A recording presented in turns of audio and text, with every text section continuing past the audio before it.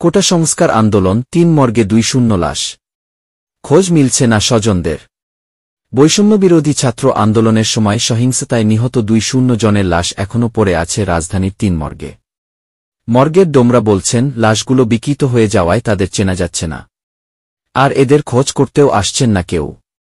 থানার কার্যক্রম প্রায় ১ সপ্তাহ। মেডিকেল কলেজ, ঢামেক হাসপাতাল মর্গে আছে ৮টি, ঢামেক মর্গে 9টি এবং শেরেবাংলা নগরে শহীদ সোহরাওয়ার্দী মেডিকেল কলেজ মর্গে 3টি।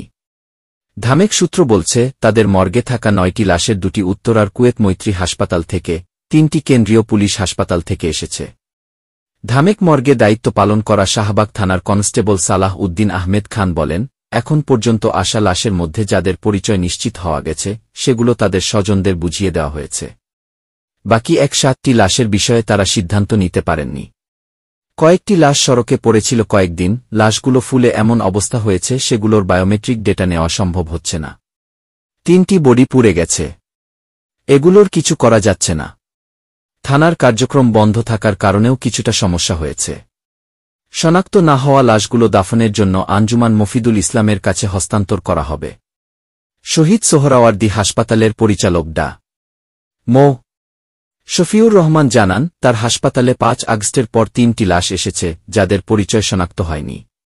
গত কয়েকদিনের সহিংসতার সময় তাদের মৃত্যু হয়েছে।